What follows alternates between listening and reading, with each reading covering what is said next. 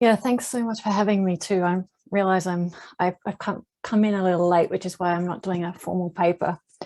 But yeah, this is my biography. Not sure how clearly that's coming because I've got my background blurred, but it's a kind of a mischievous photo of Gwen Harwood, I think. And yeah, it's called My Tongue Is My Own, A Life of Gwen Harwood. You can see it's kind of really hefty. It would have been a lot heftier if my editors hadn't been so absolutely ruthless with me. But I have come to think that that was probably a good thing. So I'm really not sure at all what to read. So I've taken a section, just a page or two. We'll see how we go in terms of time. About so short version. Gwen was born and grew up in Brisbane and moved to Hobart in 1945 at the age of 25. She was born in 1920 when she got married. And her husband, Bill Harwood, was a lecturer at the University of Tasmania and later a reader. So here she is in 1955-56. She's had 4 children. The youngest are 2 twins who are about 3 at this stage.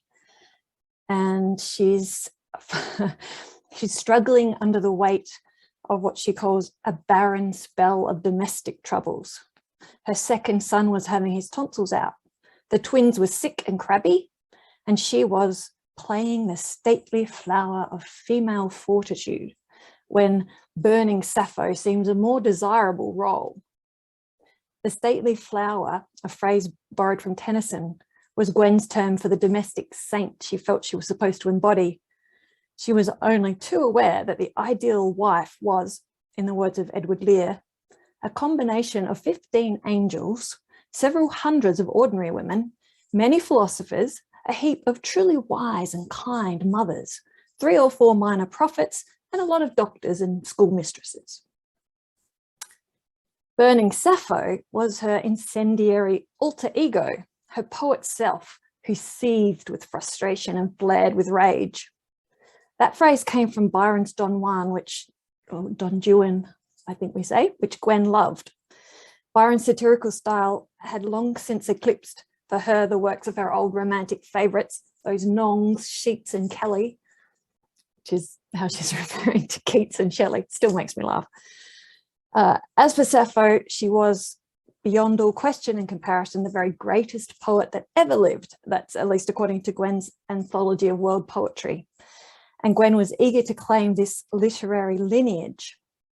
She often scrawled the Sappho of Lena Valley on envelopes as her return address, and was given to exclaiming, "Oh, burning Sappho," when she found herself chopping cucumbers in the kitchen instead of joining the literary conversation in the lounge.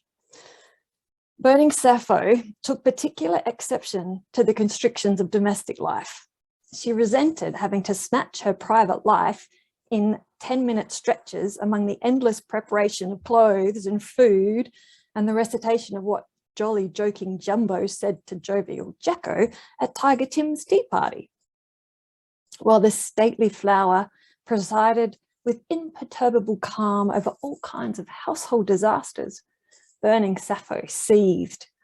"I have just spilt the contents of my private drawer in hunting for the OHMS envelope, and the twins have descended like vultures on my private life," Gwen wrote to Tony, her friend, one evening.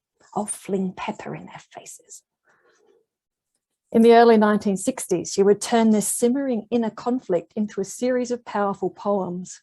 Lip Service depicts a woman determined to embrace her role as domestic goddess by banishing her inconvenient longing to write.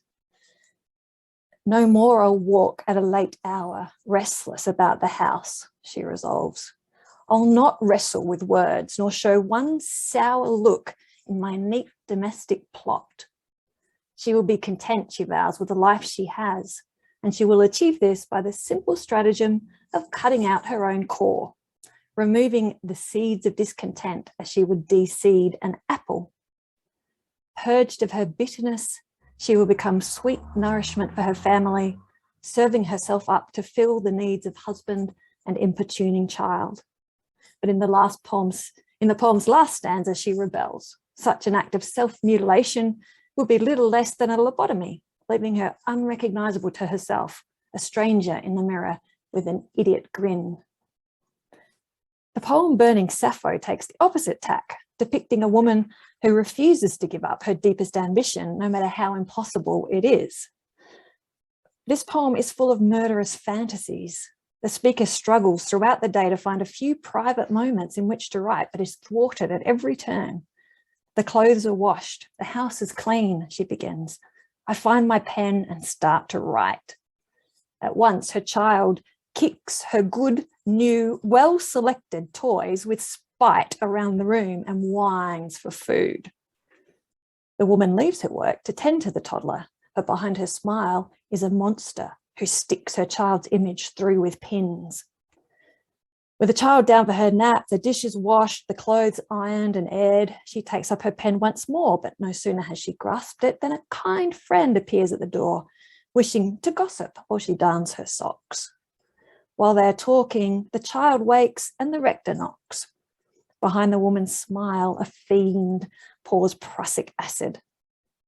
At last the day is over and all her tasks are done. She has persevered and won this hour of time for herself. But just as she starts to write, her husband calls her to bed. Now, deathless verse, good night. In my warm thighs, a fleshless devil chops him to bits with hell-cold evil. It's now too late to do anything for herself. She surrenders to sleep until some air of morning stirs afresh my shaping element. In the pre-dawn, she seeks her pen.